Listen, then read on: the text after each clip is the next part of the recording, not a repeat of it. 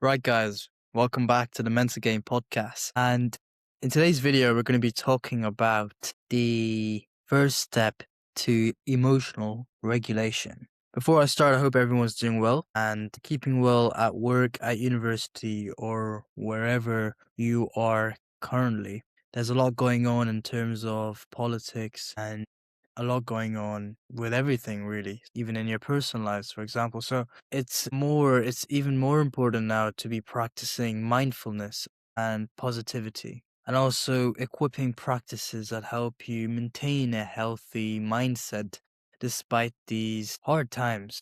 And it'll really help you persevere and push forward and also overcome obstacles when you need to. So, yeah, stay strong, practice mindfulness, be optimistic, and things will be okay. Okay, let's get to today's episode then. So, in today's episode, we're going to be talking about the first step to emotional regulation. And essentially, we're going to follow the same sort of protocol here, which is a learning objective or learning journey. And the first step of the learning journey is going to be explaining what emotional regulation is. And the second is just going to be what is the first step to emotional regulation. And the third step and the final one is going to be my experience with this first step of emotional regulation and why I think it is the first step and why it's so important. So, those are the three sections which are going to be focused on today. And yeah,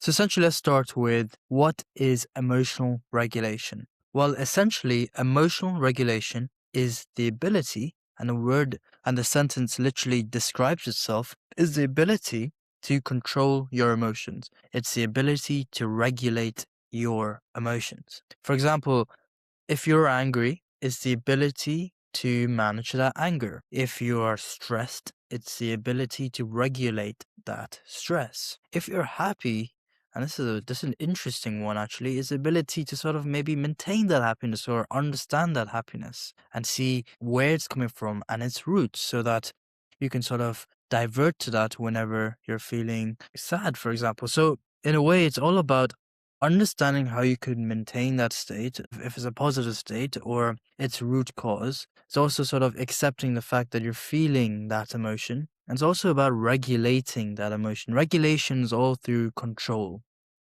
is through controlling that emotion and ensuring that you understand it. So, just to summarize, the two aspects to emotional regulation is control and understanding. From my observation and my experience, is through understanding how you can control that emotion and also understanding the emotion itself. For example, why it's happening, its root cause, and how it is cultivated. Okay. Let's move on to the second step in the learning journey, which is the first step to emotional regulation. And that is acceptance. That is acceptance. In conjunction with acceptance is also awareness. You need to be aware of your emotions and accordingly accept them. I'm going to give you a quick example. For example, one day you've just finished work and you're angry. That is you being aware. You're aware of your emotions. You're saying, right, I am angry. I know I am angry. I feel that I'm angry. The other part of the first step is acceptance. You need to accept that you are angry. What I did in the past, and actually as of more recently, I used to run away from my emotions and sort of tend or try to tend to emotions which are more favorable. For example, if I was angry, I would say, no, I'm not angry. I would not accept the emotion, and rather I would sort of diverge it to being happy or being sort of optimistic, if you know what I mean, or something positive.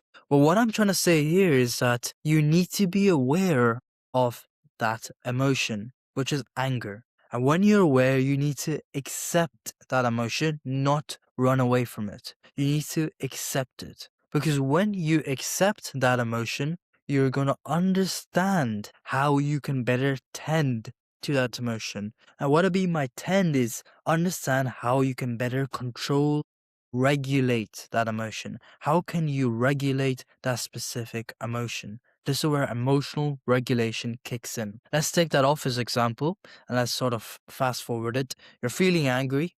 You're aware of the emotion. You accept the emotion. You say, right, I am angry. I'm angry. I am angry. And then you sort of say, okay, I am angry. Let me find ways to regulate that emotion. And that could be maybe journaling. That could be maybe, as I said, hungry. You may be hungry. Maybe get some food. Maybe get something to drink or some water. Then, or maybe you could also practice mindfulness, which is maybe visualization, meditation, or you could maybe exercise. So you're already finding ways to regulate that emotion. You could also further understand that emotion by asking questions. Why am I feeling angry? Where did this root from? And accordingly find ways to sort of regulate it in that specific sense. Let's take another example. One day you're feeling sad, and this is during the weekend. You're feeling sad for some reason.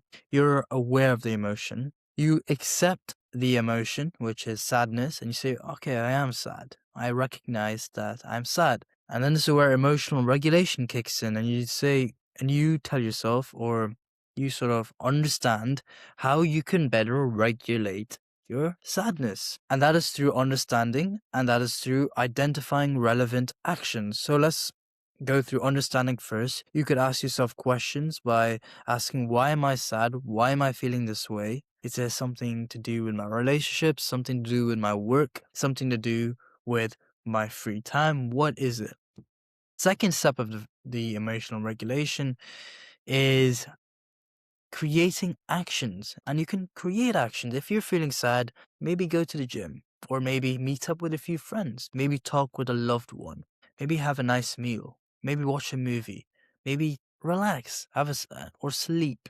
You're essentially finding ways, I'm going to say it again, you're finding ways to regulate that emotion, and in this scenario, that is sadness. I can keep going on and on with different examples as to how emotional regulation starts with self-acceptance and self-awareness. And those are the most powerful first steps to emotional regulation. Let's talk about now we're coming to the third point as to why these are the most important steps, in my opinion. And I'm going to give you a few examples of my life as to when I use these steps. And this is as of recently. And as of recently, when I started to use these steps and how much of a profound difference it made to my life. Now, I'm not sure if you guys watched the movie Inside Out. I watched it actually with my friend. With my friend. And yeah, it was, sorry, I was remembering it, a funny moment, but I was watching with a friend and the movie was so good because essentially what the movie was doing was labeling its emotions. Sad, angry, happy, joyful, anxious, paranoid, and so on. And by labeling those emotions, the protagonist in the film was able to better understand how they could better regulate them, right? So what I'm trying to say is that you're gonna have emotions, you're gonna have energy that you like and dislike. And it is inevitable. You're not always gonna be happy. You're not always gonna be joyful. You're sometimes, and maybe for quite a long time, you're gonna be sad, or you're gonna be anxious, or you're gonna be paranoid, or you're going to be stressed out. And this is life. You're gonna feel energy, which is uncomfortable. Maybe you're moving to a different city. In obvious senses, you're going to feel a bit anxious. Maybe you've gotten a promotion at work. In obvious senses, you're going to feel a bit more stressed out because of the higher standards you need to deliver and also just the general workload, the increased workload, the different deliverables and so on. Maybe you've just ended a relationship with your girlfriend and it was years long and you just broke up. In obvious senses, you're going to feel very, very sad and also heartbroken in a way, which in a way is also very sad. So you need to, without accepting these emotions, without accepting the fact that you're feeling sad, you're feeling stressed out, you're feeling angry, you cannot find relevant actions to regulate those emotions. You cannot. Because if you constantly run away from those emotions, then you will never be able to control and regulate them. And that is something I experienced in my life. Because as of recently, I used to run away from my feeling of anxiety, sorry, or feeling paranoid or feeling stressed out. And I never used to put effort into trying to regulate them. I used to just be running away and trying to seek those feelings and emotions which were so good, in a way, happiness and positivity, and try to live a life which was so perfect where I was always happy. But rather I knew I had those lingering emotions and energy that needed to be catered to. And last week I started to, I'm really passionate about this, I started to actually accept those emotions. When I'm at office, I used to feel a bit anxious, but I started to actually accept that, yes, I am anxious. I'm going to embrace that I am anxious, but I'm going to find ways to regulate that anxiety. And it really worked. And because I'm heavily into self-development, I've read, I like reading books and reading articles as to how you can manage these emotions. I keep mentioning the let them theory. When I'm feeling anxious, for example, I say, okay, I am feeling anxious. I can regulate that emotion with the let them theory. Or when you're feeling angry, same thing. I can regulate my emotion with this and this theory, or whatever book you've read, or whatever tool you've learned. Or, yeah, I can keep going on. I don't want to give too many examples, but that is my experience, and it's been absolutely profound. And let me tell you, profound. And it's really helped change my perspective as to how I understand myself and how I cater to my emotions. So just to summarize, we talked about emotional regulation and how it's the ability to regulate and understand your emotion. We then talked about the first step to emotional regulation, which is self-acceptance and self-awareness. And we talked about my experience and how it's very similar to the Inside Out movie, which I recommend everyone watches because it's the power of accepting yourself and your emotions and realizing that life is not a smooth sailing mission. Rather, it's going to be rough, bumpy, and sometimes very scary. So you got to accept the fact that you're going to have emotions you don't like and you need to be able to manage them. That's it. And that's the main message I want to deliver today. Yeah, our homework for you guys is to be completely fair and honest, is to really accept your emotions. Whenever you're feeling angry, say, I am angry. I embrace it. I'm a human. I feel angry. I feel bloody stressed out. I feel sad. Accept it. And when you feel happy as well, when you feel sort of positivity, accept it, embrace it, live it. So that's your homework. When you're aware of emotions, accept your emotional state. That's it. And continue the self-development journey as well to learn tools and other perspectives as to how you could sort of cater to those emotions. But yeah, guys, anyways, I really appreciate you guys watching today's podcast episode. And I also, as part of the Mentor Game Initiative, I have released a new series on my website called Professional Insights, where essentially I introduce frameworks and theories which may help businesses and individuals. I do also aim to create a community called Professional Insights Community or where you guys could sort of share your insights and also your theories and also your understandings of the things I've released and whether you guys have any feedback on the concepts or anything you could sort of add on. Yeah, thank you guys, and I hope to see you soon. Have a lovely week and day, and see you.